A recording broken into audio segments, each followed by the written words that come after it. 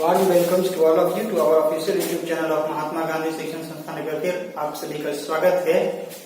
In for standard 8 today once again I came here to teach you about history chapter number 2 and that is the expansion of British power. That is the expansion of British power and this is day 5 video. ये 5वां दिन का video है।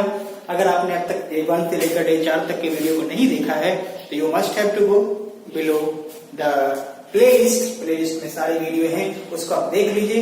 उसके बाद इस video को देखिएगा तो आपको सारी बातें समझ में आने वाली है बेटा। और इजीली कंसेप्ट को हमने क्लियर करने की कोशिश की है। यकीन मानिए आपको चैप्टर पढ़ने की जरूरत नहीं पड़ेगी। यदि आप इसको समझ लेते हैं तो पूरा चैप्टर आपके माइंड में घूमता रहेगा बेटा। इसी के साथ हम चैप्टर को शुरू करते हैं। वीडियो को पूरा देखिएगा, बहुत मजा आने वाला। लाइक शेयर और सब्सक्राइब जरूर कर लीजिए। सब्सक्राइब बटन के बगल में बेल आइकन होगी, उससे आप प्रेस कर लें ताकि हमारे सारे वीडियो का नोटिफिकेशन आपको जाता रहे। और हाँ, स्कूल के ऐप को अब तक आपने इंस्टॉल नहीं किया है तो इंस्टॉल कर लीजिए। उसके आईडी पासवर्ड किसी भी बच्चे से यदि बाय मिस डिलीट हो गई है, तो आप हमें कॉल कर सकते हैं या आप ऑफिस में कॉल कर सकते हैं। वहां से आपको आईडी पासवर्ड मिल जाएगी, फिर आप वहां से लॉग इन कर सकते हैं। तो आज के today we going to study over here that is the battle of Buxar. आज क्लास में बेटा हम लोगों ने पढ़ा था बैटल ऑफ प्लासी। सिराजुद्दौला जहां डिफीट हुए थे बंगाल में, वहां हमने देखा था एक फेजेस हुआ था कि ब्रिटिश कैसे अपने पावर को एक्सपेंड किया हमारे भारत में। उसके बाद दूसरा फेजेस है battle of Buxar. Battle of Buxar के बाद भी ब्रिटिश जो था अपने पावर को एक्सपेंड करना आरंभ कर दिया। सर, ब्रिटिश मीर कासिम नाम का उस वक्त नवाब हुआ करते थे। तो सिराजुद्दौला के डिफीट होने के बाद, उसको हरा देने के बाद मीर कासिम के साथ भी युद्ध हो जाती है। मीर कासिम के साथ युद्ध जब होती है तो मीर कासिम हार जाते हैं बेटा। मीर कासिम के साथ जब बंगाल के नवाब होते हैं और उस वक्त उनके साथ जब युद्ध होती है ब्रिटिश सेनाओं के बीच और उनकी सेनाओं के बीच, तो मीर कासिम हार जाते हैं। मीर कासिम हार जाने के बाद वो उस इलाके को छोड़ देता है और छोड़ देने के बाद बेटा वो अवध में चला जाता है। अवध जहां मराठा का इलाका था, राजपूताना बगल में किंगडम हुआ करते थे, तो अवध में वो चला जाता है। हमारे उत्तर प्रदेश के इलाके में, बिहार उड़ीसा के इलाके में वो पहुंच जाते हैं। तो अवध के इलाके में आ जाने के बाद से अवध के साथ वो ट्रीटी कर लेता है, समझौता कर लेता है। और वहां के जो राजा रहते हैं उनके साथ, जैसे शाह आलम II, हमने यहाँ लिखा भी है, शाह आलम II के साथ, जो शाह आलम उस वक्त मुगल के एम्पायर रहते हैं, उनके साथ ये ट्रीटी कर लेते हैं, बातचीत कर लेते हैं और इनके साथ फिर सत्ता में इधर अवध में आ जाते हैं। उसके बाद अलायंस करता है वो सुजाउद्दौला के साथ।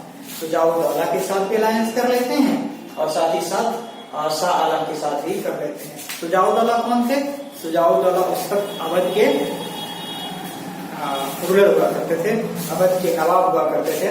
उनके साथ ये समझौता करते हैं, ट्रीटी करते हैं, अलायंस करते हैं।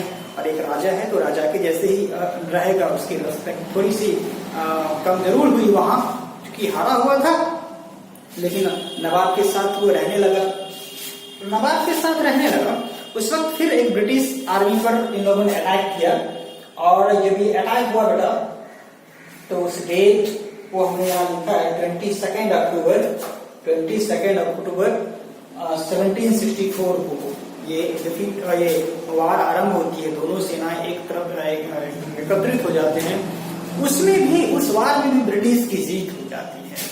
संजोग देखिए कितना अच्छा है ब्रिटिश के लिए। या ब्रिटिश के पावर को आप यहाँ से एनालाइज कर सकते हैं, एज्यूम कर सकते हैं। आई मीन टू से हियर कि यू कैन इमेजिन, आप कल्पना कर सकते हैं कि उस वक्त कैसी पावर रही होगी। सर, एक बड़ी अच्छी पावर थी। और इस तीनों को हरा देने के बाद ब्रिटिश की बात करें तो इंडियन आर्मी उस वक्त फिर डिफीट हो गई। इंडियन आर्मी में कौन थे? शाह आलम का था जो बंगाल अवध के नवाब थे, और दूसरा शाह आलम थे जो मुगल एम्पायर हुआ करते थे।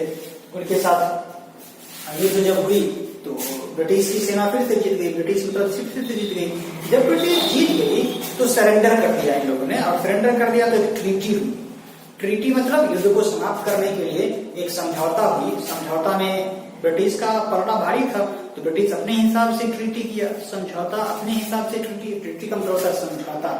जैसे हमारे Indian prime minister Lal Bahadur Shastri ने पंचशील समझौता किया था भारत और पाकिस्तान के बीच। फिर वहां से आने के बाद उनकी मृत्यु हो गई थी। चर्चा हम लोग पिछले वीडियो में एक बार सही किए होंगे, या क्लास आपके क्लास में भी एक बार चर्चा हुई होगी लाल बहादुर शास्त्री के बारे में। तो ट्रीटी साइन हो गया, जिसमें शाह आलम ग्रांट करता है कंपनी को, ईस्ट इंडिया कंपनी को। कंपनी मतलब बेटा समझ जाइए east India company. East India company को ग्रांट करता है कि वो बंगाल, बिहार और उड़ीसा में भी अब वो ट्रेडिंग कर सकता है।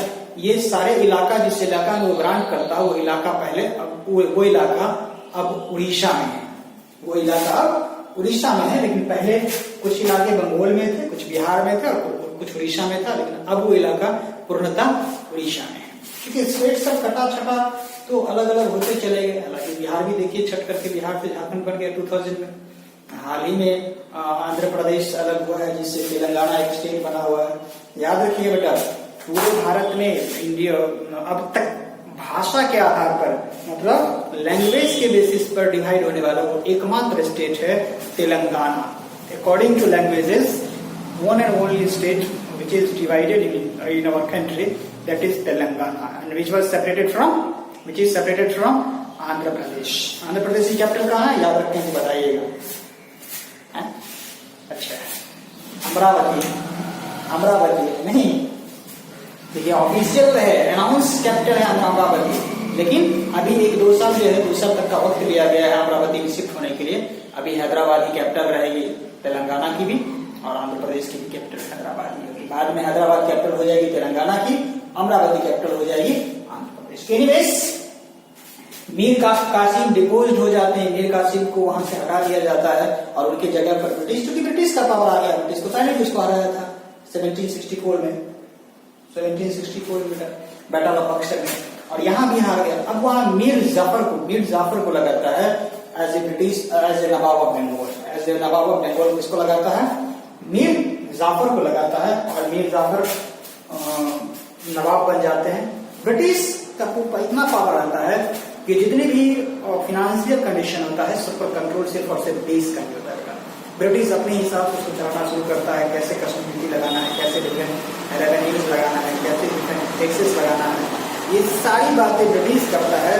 ब्रिटिश मतलब बात करें तो नवाब ऑफ अवध, मुगल, नवाब ऑफ बंगाल, ये सब डिपेंडेंट हो जाता है, आश्रित हो जाता है ब्रिटिश पर। और ब्रिटिश अपने हिसाब से देश को चलाना शुरू करता है। और ब्रिटिश का अभी दूसरा फेज जो होता है बेटा, उसके विस्तार का, भारत में विस्तार का, भारत में पूरे फैलने का ये दूसरा फेजेस है। कब, बैटल ऑफ बक्सर के बाद, जो 1764 में लड़ी गई थी ब्रिटिश सेनाओं और मेनली मीर कासिम के बीच। तो आज हम लोगों ने सीखा बेटा बैटल ऑफ बक्सर के बारे में। नेक्स्ट वीडियो में हम आएंगे एक नए टॉपिक के साथ और एक नए बैटल के साथ, और third phases of expansion by the British in India, उसके बारे में पढ़ेंगे, कैसे फेजेस बाय फेजेस एक्सपेंड होता गया भारत में, और वहां चर्चा करेंगे।